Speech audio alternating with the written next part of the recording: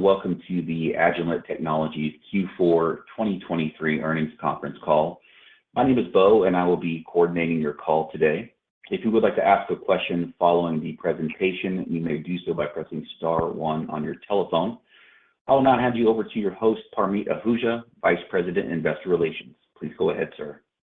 Thank you, Bo, and welcome everyone to Agilent's conference call for the fourth quarter of fiscal year 2023.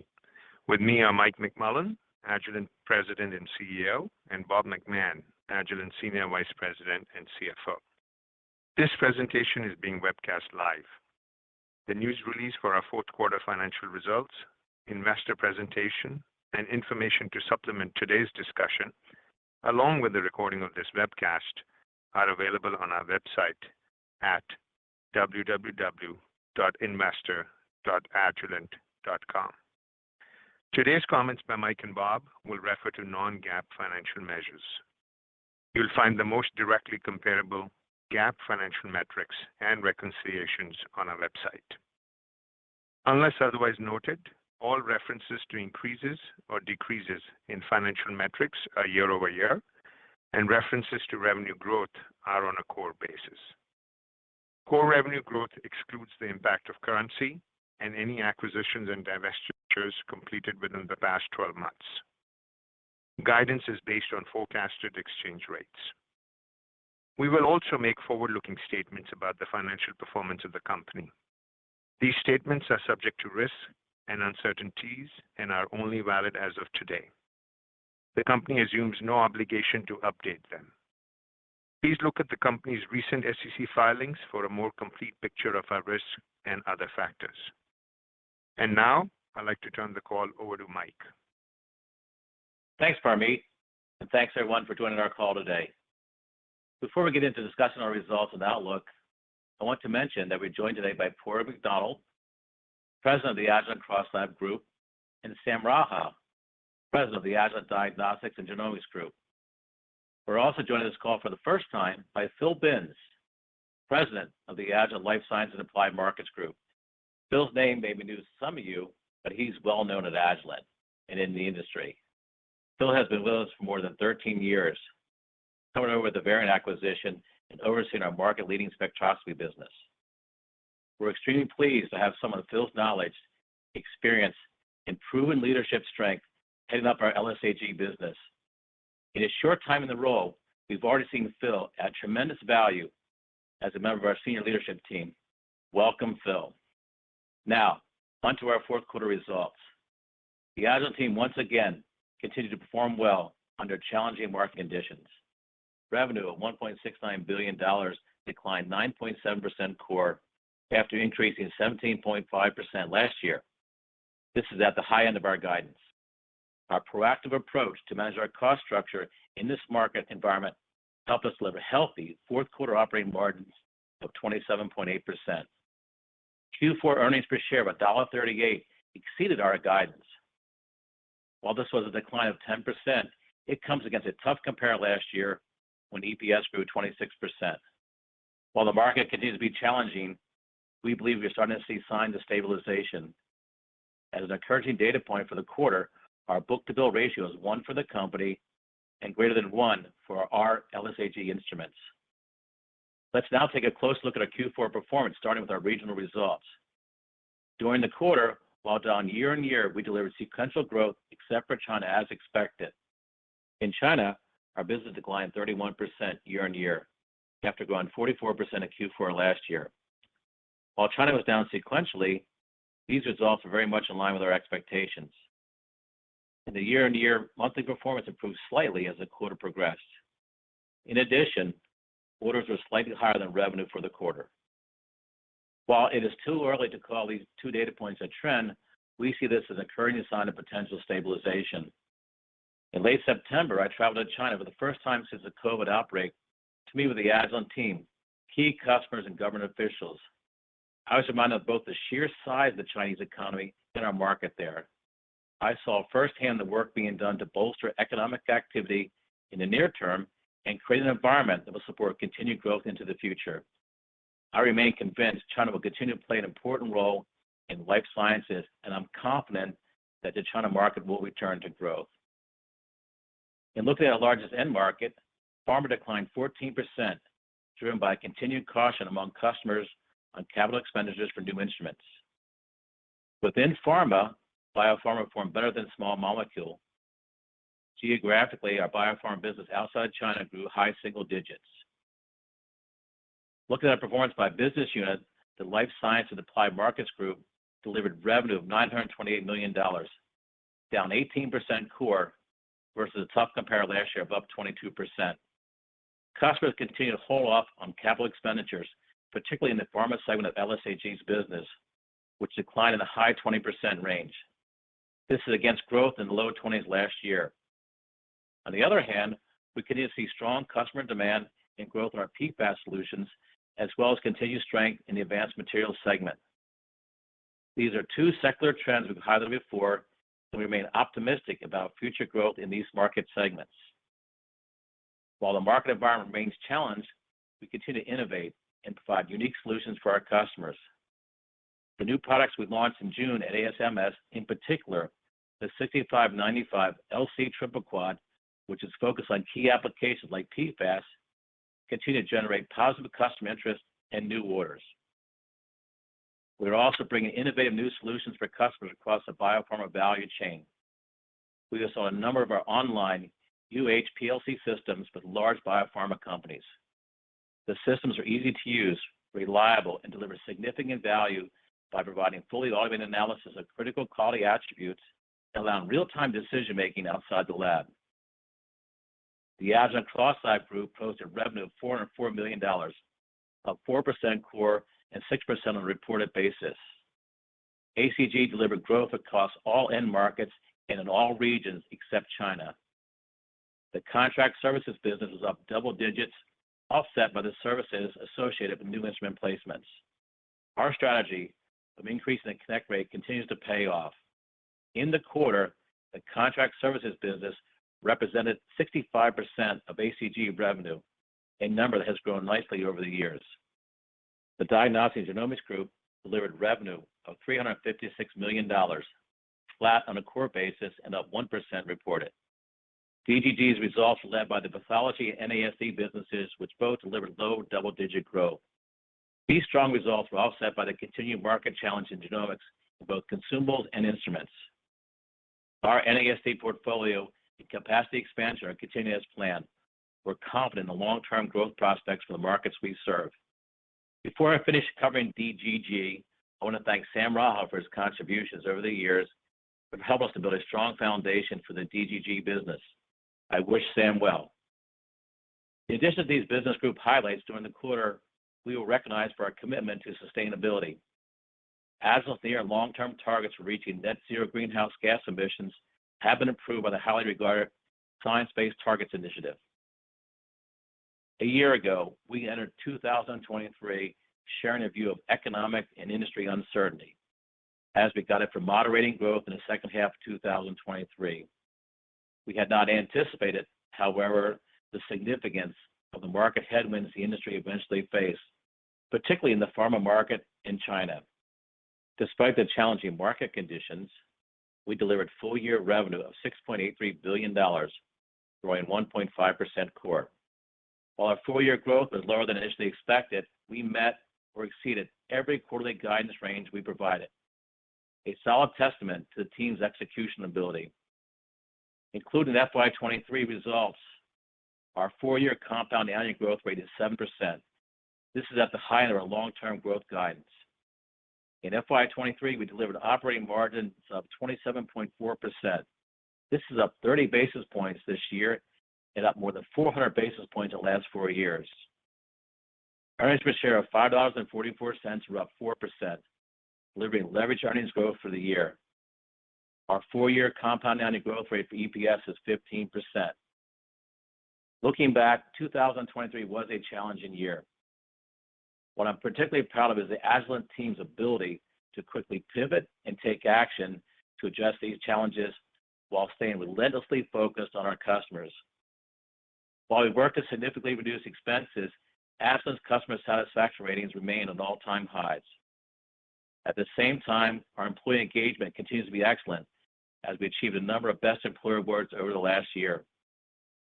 All this helped us deliver another year of leverage earnings in an extremely difficult market environment. Before turning it over to Bob for more details, I want to provide some high-level perspective on FY24 and beyond. For 2024, we anticipate a slow but steady recovery throughout the year. In our initial outlook, at the height of our guidance, we expect revenues to return to growth. At the same time, our range for EPS in the year ahead has us again delivering leveraged EPS growth. As we look ahead, we remain convinced the market challenges being faced by the industry today are transient. Our end markets are powered by investments in improving the human condition. The pace of science, innovation, and discovery continues to increase, which will fuel further growth. We remain focused on winning in the marketplace. Our differentiated products, services, and most importantly, our One Agilent team are all essential to the success of our customers. We are well positioned for long-term growth. Bob will now share more detail on the quarter and the year, along with more specifics on our initial view for fiscal 2024 and Q1. Thank you for joining us today. And now, Bob, over to you. Thanks, Mike, and good afternoon, everyone. In my remarks today, I'll provide some additional details on revenue in the quarter and the year, as well as take you through the income statement and other key financial metrics. I'll then finish up with our guidance for fiscal year 2024 and the first quarter. Unless otherwise noted, my remarks will focus on non-GAAP results. Agilent finished the fourth quarter with core growth at the top end of guidance and EPS exceeding our expectations as we executed well against challenging macroeconomic conditions. Q4 revenue was $1.69 billion, down 9.7% core and 8.7% on a reported basis. This is after growing 17.5% in Q4 of last year, when we benefited from the recovery from the Shanghai shutdown in Q2 of last year. This created an estimated 1 point of headwind in the year-on-year results this quarter. As expected, we saw weakness in capital purchases in LSAG, with the biggest impact in our China business.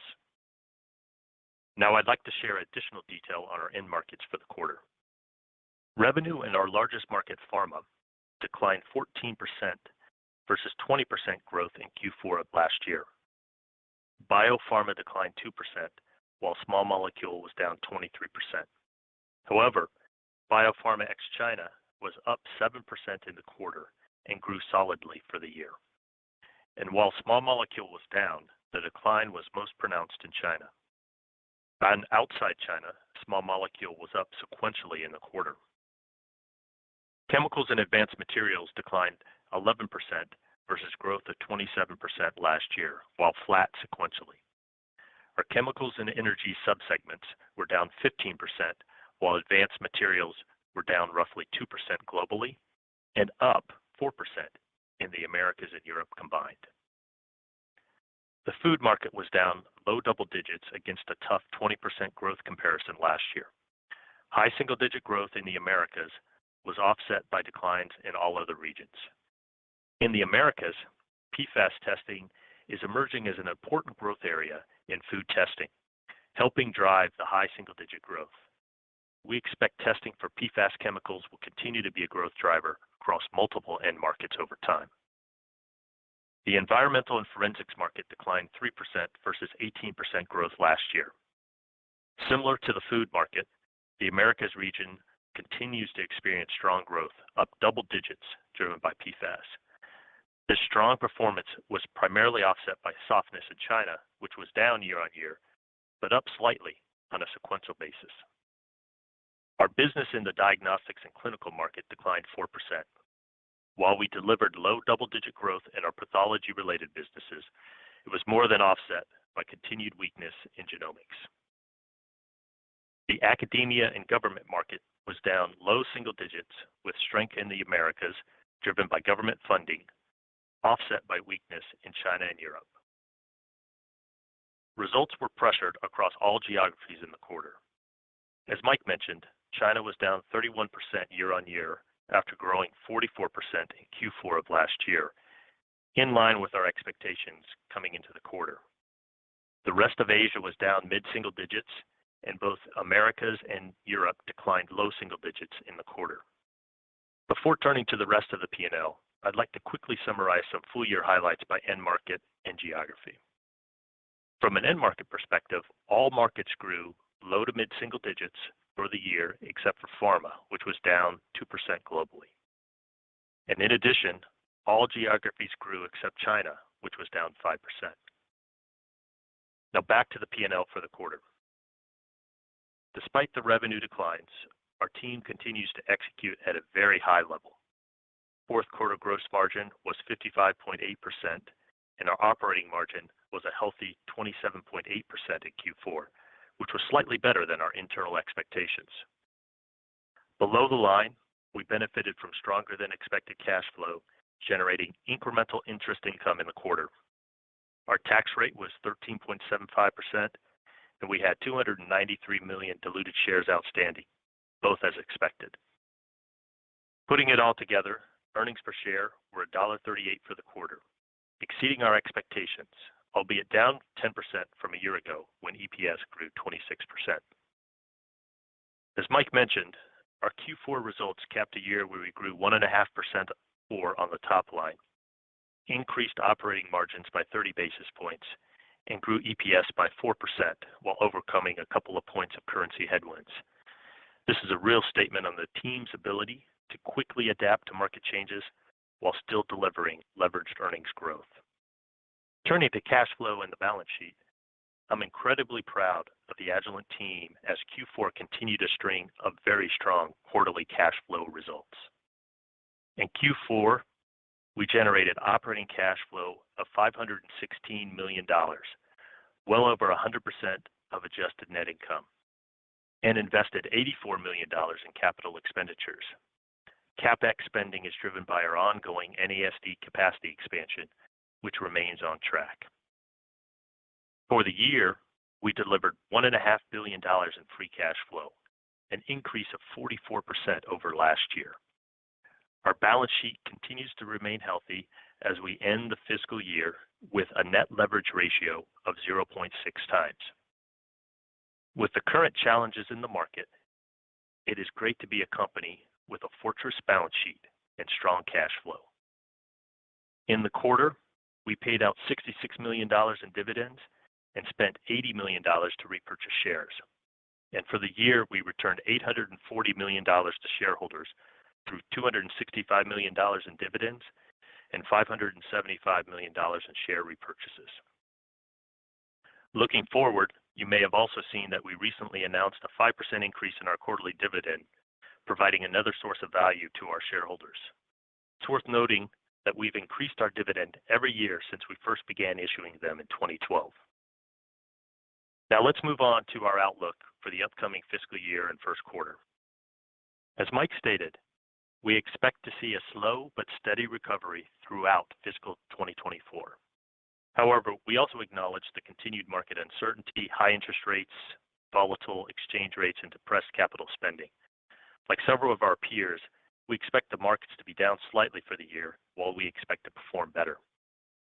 Given the expected slower market conditions, we've taken additional steps to adjust our cost structure. Incorporated into our guidance is roughly $175 million of cost savings.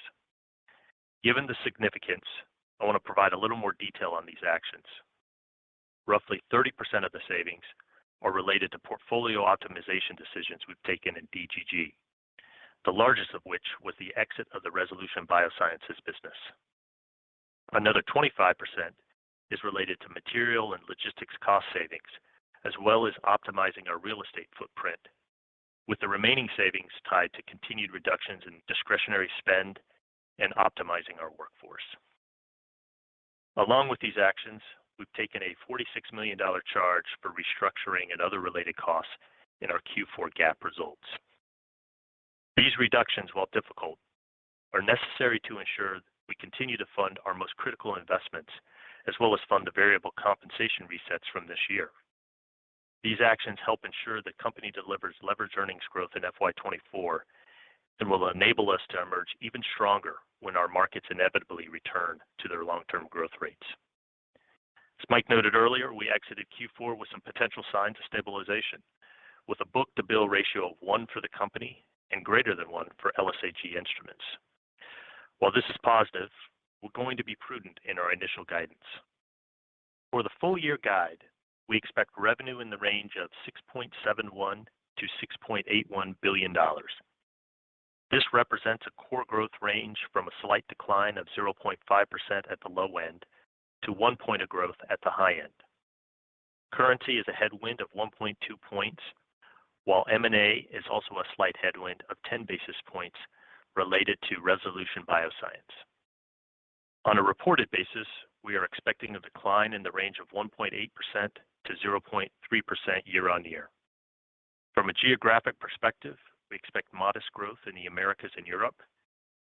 And while we expect to see recovery during the year in China, our initial view is it will still decline for the full year.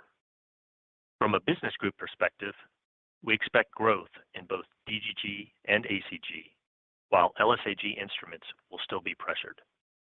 And in terms of phasing, we expect the first half of FY24 to look similar to the second half of FY23, with growth in the second half of next year. We are projecting modest operating margin expansion for the year. And below the line, we expect interest income and expense to offset each other, a tax rate of 13.5%, and 293 million shares outstanding. Fiscal 2024 non-GAAP EPS is expected to be in a range of $5.44 to $5.55. This range represents flat to 2% growth versus FY23. From a cash flow perspective, we expect another robust year.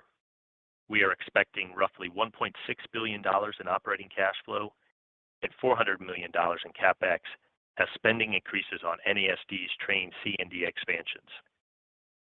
Looking to Q1 2024, we expect revenue in the range of $1.555 to $1.605 billion. This represents a core decline of 11.3% to 8.5%, with currency and M&A having a minimal impact. At the midpoint, we are expecting growth that resembles what we just delivered in Q4 and assumes no significant budget flush during the end of this calendar year. This is against another difficult comp of 10% growth in Q1 of last year. First quarter 2024 non-GAAP earnings per share are expected to be between $1.20 and $1.23 as the cost savings fully ramp through the quarter. As Mike indicated, while we are expecting low growth in 2024, we remain optimistic about the future of our markets and our long-term growth prospects. Our business remains very profitable and healthy, and I know we will come out stronger as a company when market growth returns. And now I will turn the floor back over to Parmeet for your questions. Parmeet? Thanks, Bob. Bo, if you could please provide instructions for the Q&A now. Thank you, Mr. Ahuja. Ladies and gentlemen, if you would like to ask a question, please press star followed by 1 on your telephone now. And if you do change your mind, please press star followed by 1 again to withdraw your question. When preparing to ask your question, please ensure your phone is unmuted locally. We'll go first this afternoon to Vijay Kumar at Evercore ISI. Hi, guys. Thanks for taking my question. And some helpful comments here, Mike. Maybe starting with those book-to-bill comments here. Overall company, one turn. LSAG instrumentation looks like it's turned. Curious, what those book-to-bill numbers for ex-China? And if instrumentation has turned, that Q1 guidance, comps get easier. Why is Q1 assuming no benefit from this turn in instrumentation? Yeah, hey, BJ, let me take that. I think if you look at the book-to-bill ratio, it's for LSAG Instruments, it's actually very similar, both including China and excluding China. China was actually slightly positive as well, so that's a good sign. And as we mentioned in the prepared remarks, we're taking a prudent approach to our first quarter, and certainly we see this as a positive. We did, we typically do have seasonality from, our Q4 to Q1, but we're taking it kind of one quarter at a time. Yeah, I think part of the big story too, Vijay, is the 10% comp from last year as well.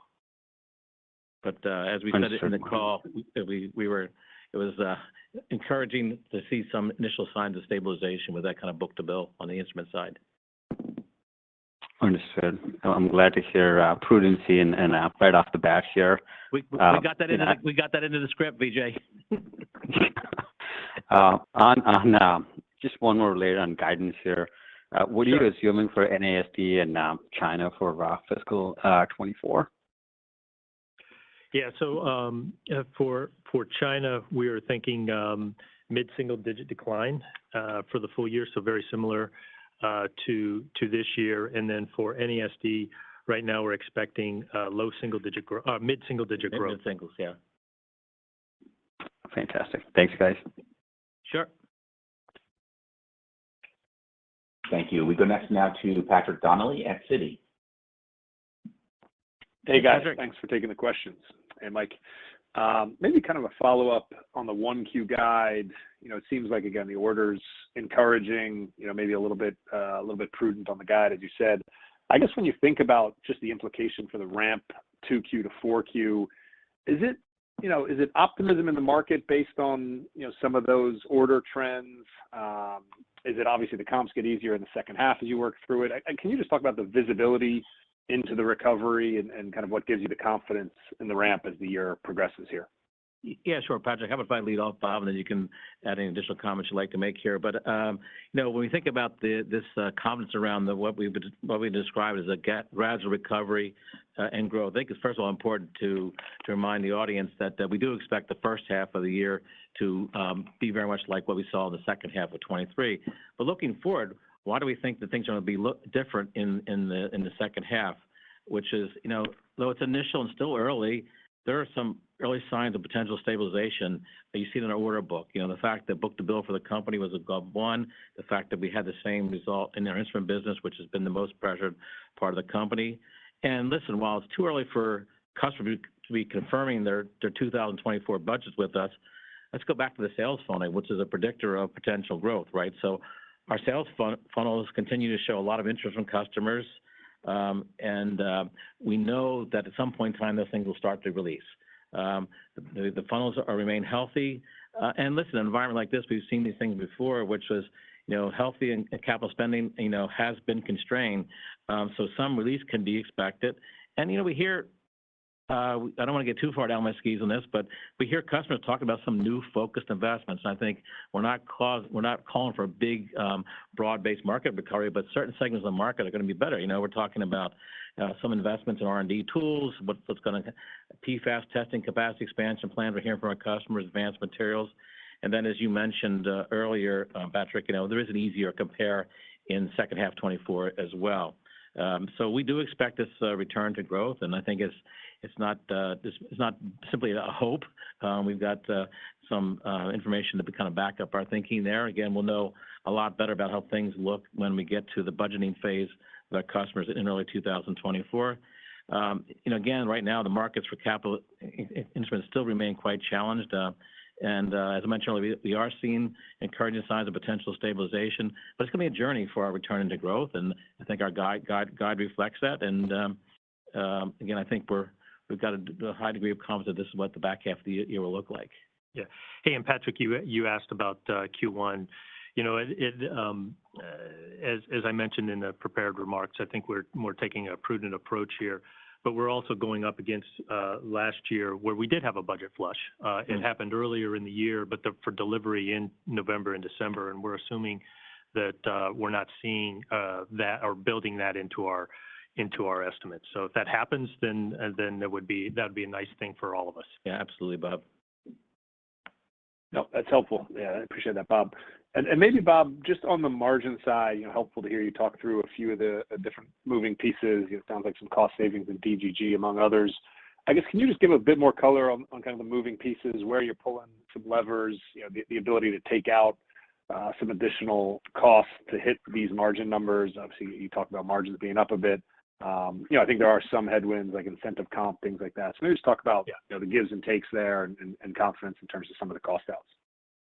Yeah, that's a great insight there, Patrick. Yeah, because we do have some add backs. I would say, that, so don't take that $175 million and drop it to the bottom line because we have some resets. I would say roughly half of that is kind of a reset between our sales comp and variable pay. If we think about it, it's really across the P&L. The biggest piece actually is in DGG with the exit of the ResBio business, but we've also taken some tough decisions in other product lines to streamline the portfolio there. And I would say, roughly a little over 30% of that is associated with that. The other 25% is really within our COGS. Our OFS team has done a phenomenal job of really kind of leaning into reducing our costs around logistics and material costs.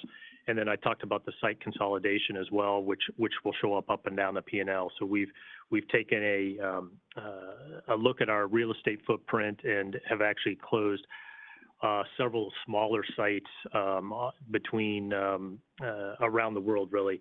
And then the final piece is really kind of infrastructure optimization, which would be discretionary spend, but then also headcount reductions that would be focused on areas where, we've right-sized it to the demand. And Patrick, this is Mike. You asked earlier about the confidence about the growth recovery. I think when it comes to hitting the 175, high degree of confidence, we control this 100%, and we'll deliver on this. Very helpful. Thanks, Mike and Bob. Appreciate it. Thank you. We go next now to Matt Sykes at Goldman Sachs. Hey, good afternoon. Thanks for taking my questions. Sure, Matt. Maybe just on NASD. I noticed just over the past, call it year and a half, we've kind of gone from high double digits to low double digits, and next year mid-single digits, which is probably just some level of normalization as you ramp capacity. But just given the step up in CapEx you're guiding to next year, is there some wiggle room in terms of how you guys lay that capacity out? Or is the confidence in that end market growth enough to keep, investing in that area next year? Yeah, I'll jump right in on that one. So I tried to make that come out in the script, but our plans to continue to invest for the future long-term growth of this business remains high. We're going full steam ahead on the capital expansions, and they're tracking according to plan. In fact, I think we'll probably do a little bit better on the cost side when all said and done relative to the CapEx that's involved.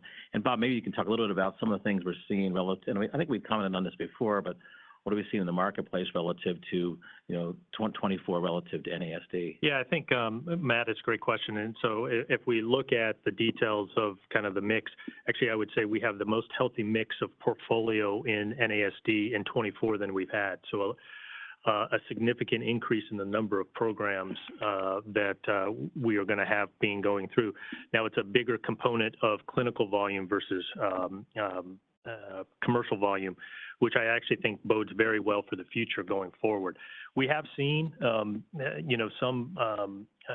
I would say some pausing of certain customers as they, associated with IRA, but we think that that's transitory. So as Mike said, we're not at all concerned about the long-term growth prospects of this market. And in fact, many of the programs that we're seeing come into our portfolio are actually, as what we had talked about in previous calls, much larger targeted patient populations, which really speaks well to the volume.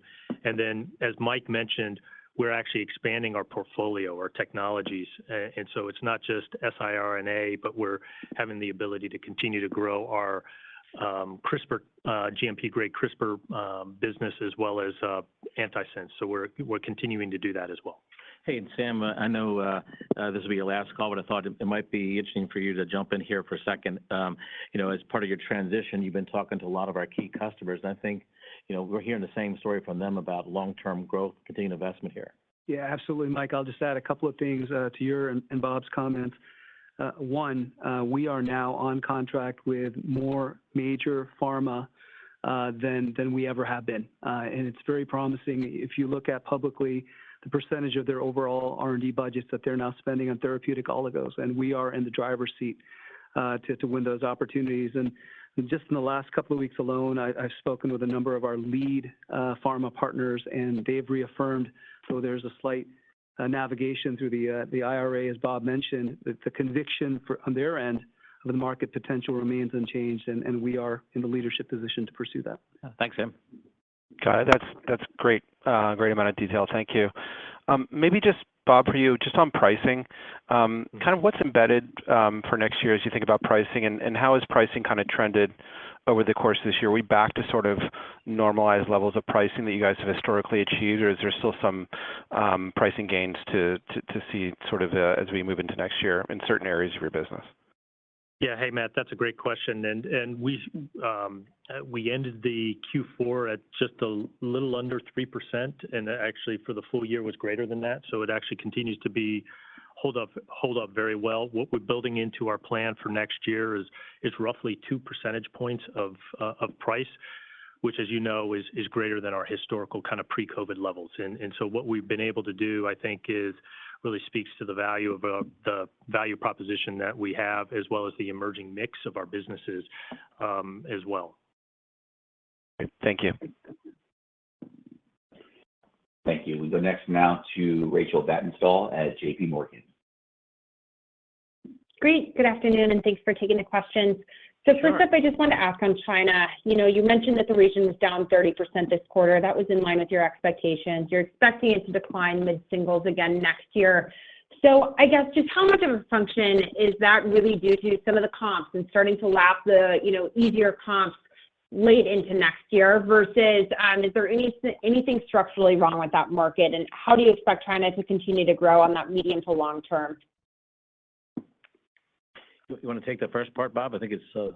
Yeah. So, I think from the standpoint of the comps, what we would see is obviously if you looked at what we did in the first half of this year, we had very strong growth, and then we're going up against extremely difficult comparisons this year. I mean, as I mentioned, we were down up 44% in Q4 of last year, so down 31% this year. We're still up, over the 2 years.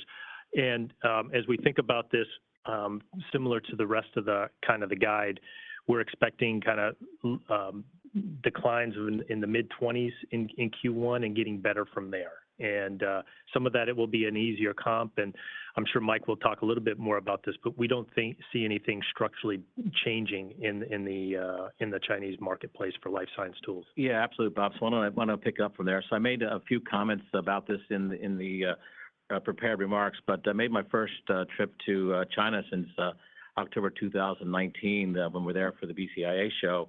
And, what did I see? First of all, I was just reminded how quickly things can happen in China. Electric vehicles everywhere, a lot more green. Digital adoption was just amazing. I don't think anybody uses cash there anymore. And then you're also reminded as you travel around the country just how big a country is, how big the economy is, and how big the markets are for life sciences. But to your specific question, here's what I was hearing from customers and my team and what I was seeing as well, which was, why do we think this market eventually will return to growth? All the things that have been driving this market over the years, which is primarily the Chinese government's 14th five-year plan, they're still on it. They're pointing to long-term growth, improving the quality of life in China. We're hearing stories of new environmental regs coming from PFAS. The anti-corruption impacts that we've seen in health and the pharma space look to may have peaked with a lot of the actions occurring, which could ultimately long-term lead to more R&D investments because there'll be less money being spent in the SG&A area. But I don't want to be too short-term optimistic about, this expansion of growth because the business is bouncing along at a certain level. And that's why we call it stabilization in our prepared remarks. So what we're seeing, what we're forecasting, what we're hearing is from our teams and our customers, don't expect any significant new near-term improvements, or don't expect any significant near-term deterioration either. And I think that's why when you look at the year-to-year numbers in terms of growth rate, Bob, it's probably a compare issue. But we've had a couple months now of the business running at a certain level, and that gives us the sense that, I think we use the word potential signs of stabilization. So hope that helps. Yeah, no, that's helpful color. And then I just wanted to dig a little bit more on your comments around next year. So you mentioned that you expect the first half to be similar to what you're seeing in the back half of this year. So I guess, can you just walk us through in a little bit more detail what exactly you mean by that? Should we be expecting similarities from an organic growth perspective, or are you really talking about more from a revenue dollar standpoint? And then same type of question on the trajectory of the rebound on margins and EPS next year. Should we expect, kind of that similar ramp given the comp dynamic as well? Yeah, I think if I'll try to answer all that in short order, Rachel. As we think about the first half of the year, yeah, we think that as we look at our business, and look at that kind of book to bill, we kind of troughed in Q2. Q3, I think we mentioned actually was a little better. It was still less than one, and then Q4 continued to improve. And our expectation is that kind of performance will continue. Now we're going up against difficult comps when we were actually bleeding down our inventory. And that particularly happened in Q1 and Q2 of last year as we were talking about it. And so I would expect us to have the trough in Q of 24 being Q1, Q2 being a little better, and then growing out of that as we benefit from the easier compares. And I would expect our P&L and the EPS to look very similar to that. Q1, we've taken most of the actions there. They will have all been taken in the first quarter, but they won't have a full quarter. And so we'll have full quarters of the cost savings in Q2 through Q4. And so as that business kind of improves, as the business improves, we'll get more and more leverage on the bottom line.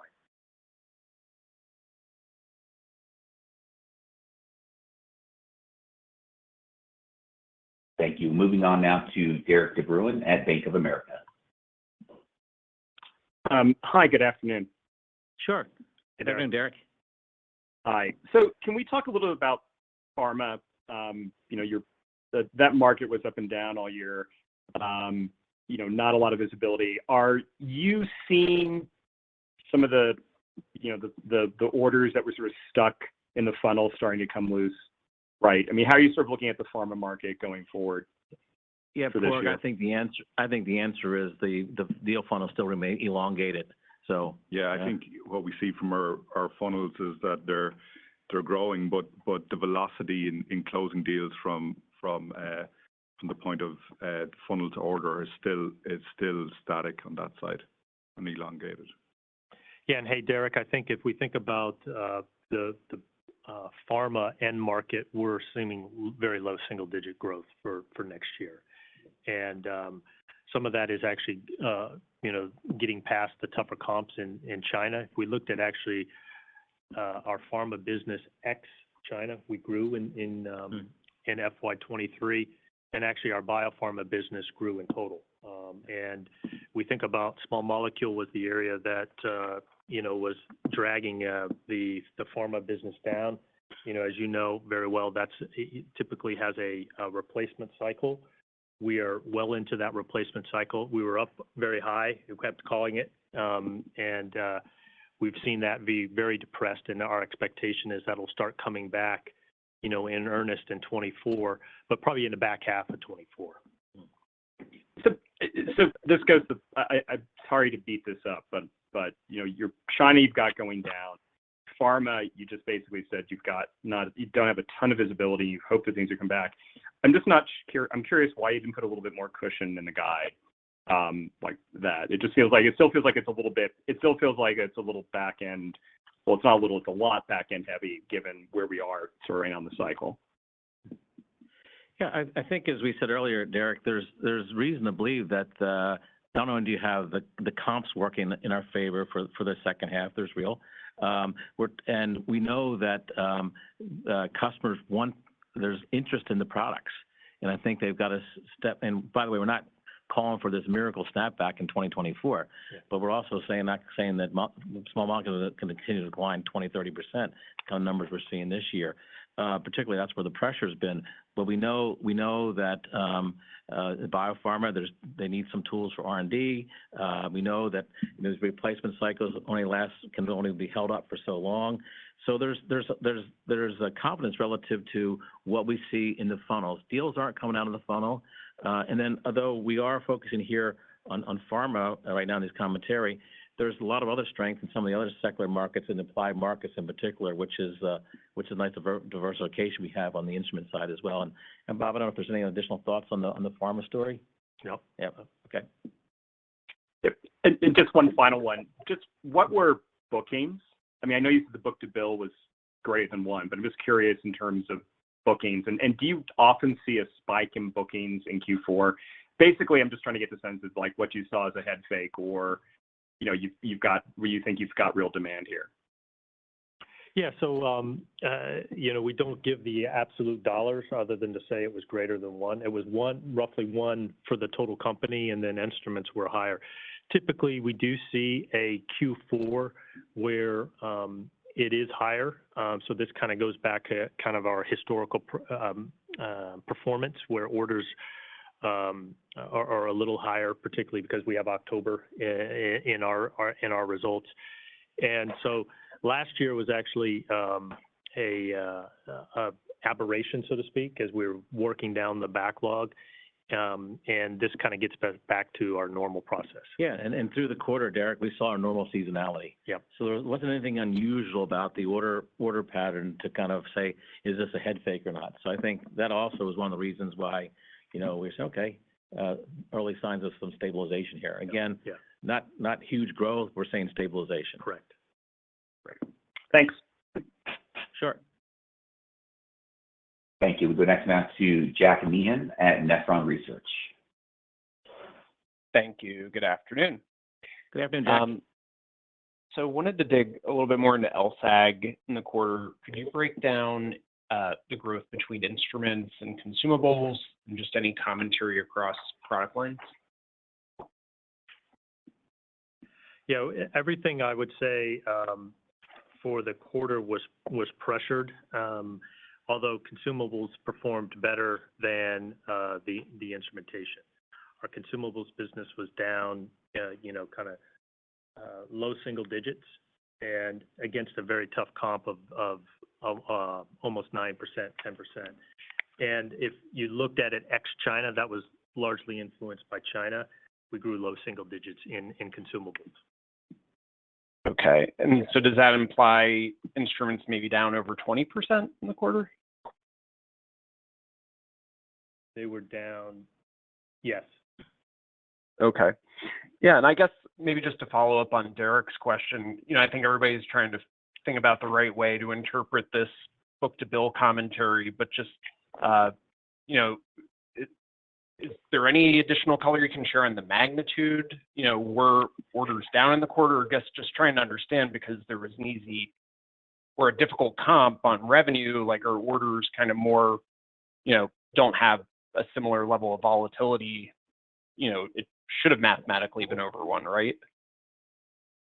Yeah, so the orders were down year on year, but obviously down not as much as revenue was down year on year. And so when we look at it, I think that kind of shows, though, the stabilization, because we had, some pretty significant revenue last year because of the recovery in the Shanghai shutdown. So I don't think that we actually think that this is the best way to kind of look at it on a go-forward basis, because we don't have the play of the backlog happening much anymore. And so actually, as we look at it on a quarterly basis, we've seen a nice steady progression up back to historical numbers.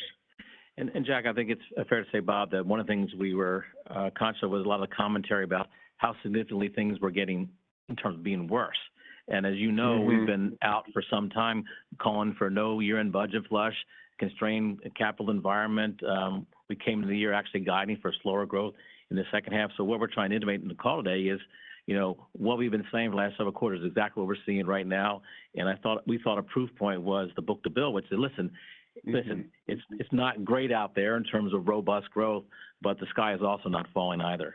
Yeah. Okay, I appreciate all the color. Thanks, guys. Yep. Thank you. We go next now to Puneet Souda at Leerink Partners. Hi, Mike, Bob. Thanks for taking the questions. And, sure. Still good to have you see there. First one on CrossLab. Bob, with 65% of your business being in service contracts, could you elaborate on what sort of growth contribution we should expect here for the full year? And also, I don't know if you provided the LSAG expectation contribution for 2024 as well. Yeah, for ACG, we're expecting kind of mid-single-digit growth as we are, with the contracted services piece being double-digit, but then being pressured by the instrumentation. So that'll be down, that'll be moderated. And for the LSAG business, right now we're looking at kind of low single-digit decline. Again, with a greater decline in the first half of the year and a return to better performance in the second half of the year. Got it. Okay. And then on, if I could ask a little bit on semi-onshoring, that's a point that you're pointing at. That's not something you have focused on in prior calls. And I hear you that you're growing on the PFAS side, but just wanted, could you elaborate a little bit on both semi-onshoring as well as the environmental gains that you're having, and why shouldn't that contribute more to your instrumentation, growth in 2024? Yeah, it has the potential to do that. And as we talked about it, we're at the beginning of the year, and so we want to be prudent there. But there's nothing out there that doesn't say that that should continue, given the macro and economic environment and the incentives that governments are providing to continue to invest. And actually what we're seeing is, nice business in Southeast Asia as well as India. And I would expect that to continue. That's where we're placing, incremental investments to continue to drive and capture that demand. I would expect the same thing in the environmental area as well. But we're not going to build all of that in right now at the beginning of the year.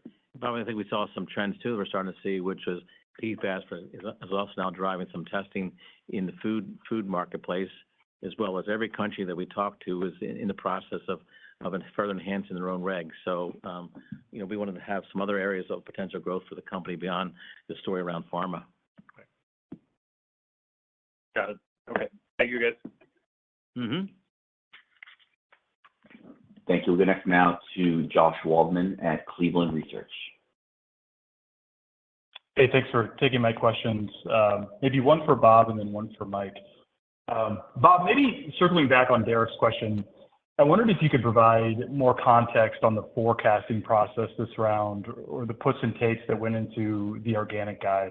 I mean, as you take a step back, were there segments in the business that were like decelerating or slowing as you went into the guide, or maybe areas where you're still trying to find bottom? And if so, how did you reflect that in the guide? Yeah, obviously this year has been one for the ages in terms of being able to try to manage the forecasting. And so we've taken a number of different angles at it to look at it. So not only growth rates, which I think is the focus here, but also actually if you looked at it on a sequential basis and looked at the actual dollars, I think that's probably more instructive. Particularly as we were looking at the bleeding of the inventory. I would say what we've seen over the last couple of quarters is that signs of stabilization.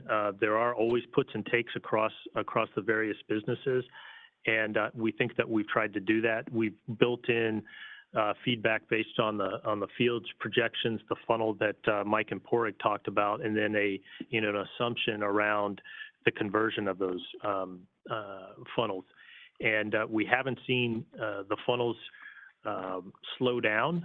There's still modest growth, and we're starting to see the slowing of the elongation. I'm not saying that it's stopped or accelerated in terms of the purchase, but we are starting to see that slowing, and you're actually seeing that in that book-to-bill. And when we look at the orders, on a sequential basis, we're starting to see that kind of stabilization as well. And so that's kind of how we're looking at continuing to go forward. If you kind of just built that going into next year, you would start seeing, challenging first half and then better performance in the second half. Hopefully that gives you some flavor. Yeah. That's helpful. And that was actually going to be my follow-up. Maybe, I don't know, Bob or Mike, if you want to take it. Sure. I was curious if you could maybe quantify where the funnel stands entering 24 versus maybe, where it typically is entering a year, and just how correlative or how much do you think it is a predictor of near-term demand? I mean, is better funnel conversion at all kind of part of what drives the improvement as you progress through the year? I think we're assuming, Padraig and Bob, kind of the same rates, right? No significant improvement. Correct. Yeah, we're going up against, the first half of this year, actually, what you saw was the elongation of those cycle times. And so what we're seeing right now is kind of, like I said, it's not necessarily fully stable, but it's not declining or increasing at the rate that we saw at the first and second quarters of last year. And so you're starting to see that. And so all things being equal, that conversion is actually improving slightly versus a year ago. It's still not back to historical numbers. And that's what we're trying to handicap here as we look at our forecast going forward. Okay. All right. Appreciate it, guys. Sure. Thanks, Josh. Thank you. We'll go next now to Daniel Brennan at Cowen. Great. Thanks for taking the questions, guys. Maybe just on China, I know you mentioned, I think in the prepared remarks, like month-to-month pacing had improved in the quarter. Just any more color, anything on exit rates in China? And if you could, I'd be interested to get like some more color on like the end market trends in China. I know you gave some color on, biopharma, but could you discuss pharma overall and any other interesting color from an end market basis? Sure, Bob. We maybe a tag team on this, which was, I think, the relative to the order book, I think we were slightly above revenue for the quarter. No really unusual pacing through the quarter from China. We've been calling, I know a lot of the conversation today has been about pharma, but we've been saying for some quarters overall for China, it's been a broad-based slowdown. And that's what the business has been. That's how we ended the year in terms of the end market performance. I will say that, we were pleased that we were in line with our expectations for the business. So again, we described earlier that the business was moving along at a certain overall level. I think we do have a view of China that we will still be down in terms of the revenue for the year, but reflective of where we're seeing the business right now. So. Hey, Dan, and to build on Mike's point, just a couple of other additional data points. We were down pretty significantly in all end markets in Q4, as you would expect, because we were up 44% in Q4 of 22. And so that's probably not as relevant because we were catching up relative to some of the catch-up of the Shanghai shutdown.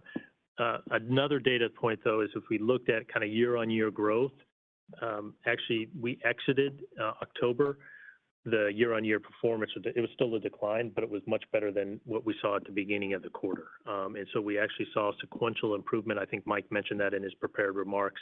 And then if we looked at kind of absolute dollars, they've been pretty steady month on month.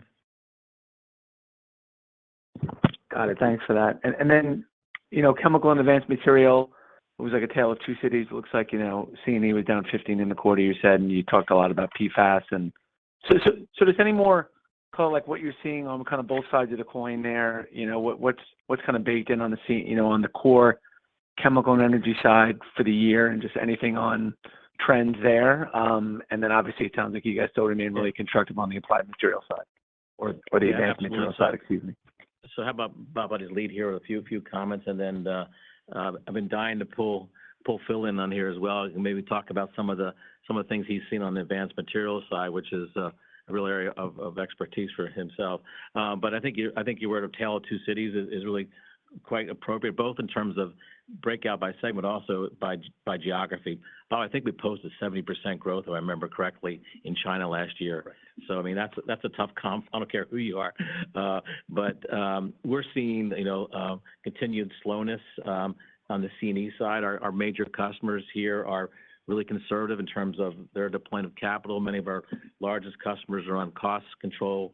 So that's what you're seeing reflected in the numbers, and that's why we expect a constrained outlook on that side of the business for a while. The different story on the advanced materials, and I think, Bob, you pointed to good growth geographically, globally, outside of China.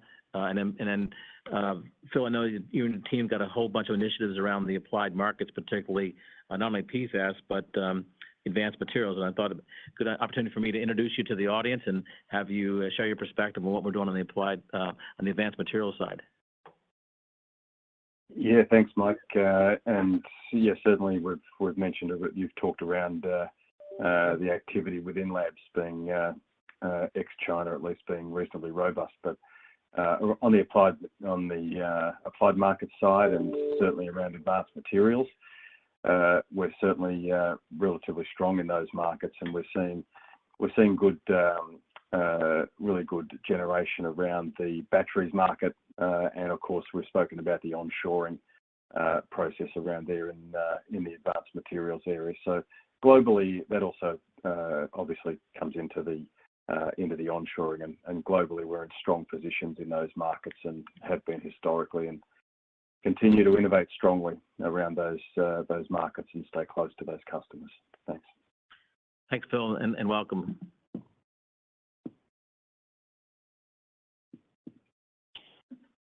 Thank you. We go next now to Dan Leonard at UBS. Thank you. I wanted to circle back for a moment on the Q1 guide.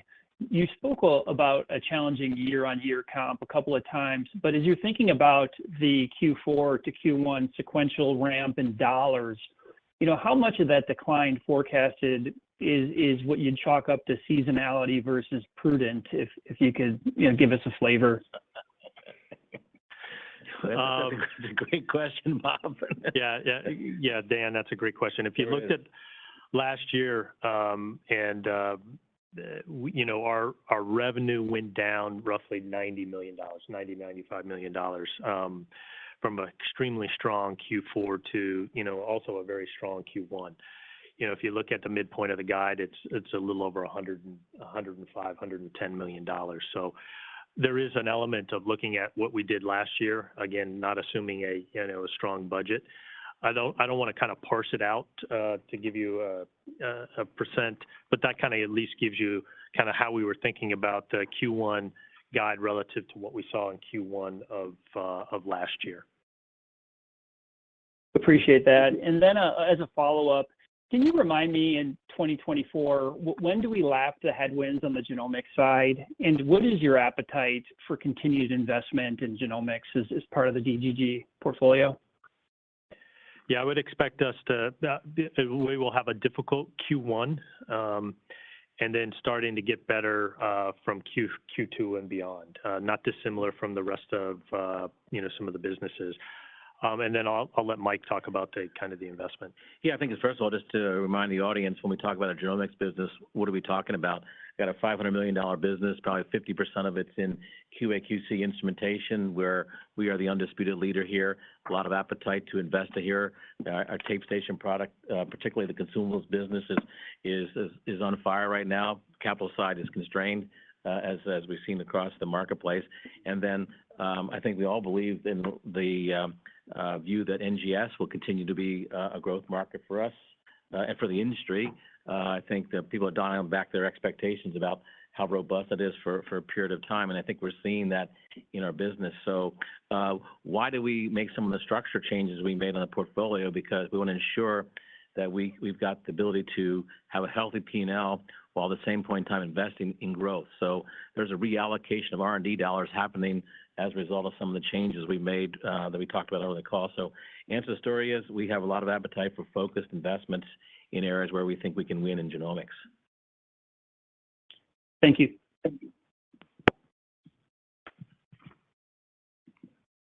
Thank you. And ladies and gentlemen, that is all the time we have for questions this afternoon. I'd like to turn things back to you, Mr. Ahuja, for any closing comments. Thanks, Bo, and thanks everyone for joining the call today. With that, we would like to end the call. Have a good day, everyone.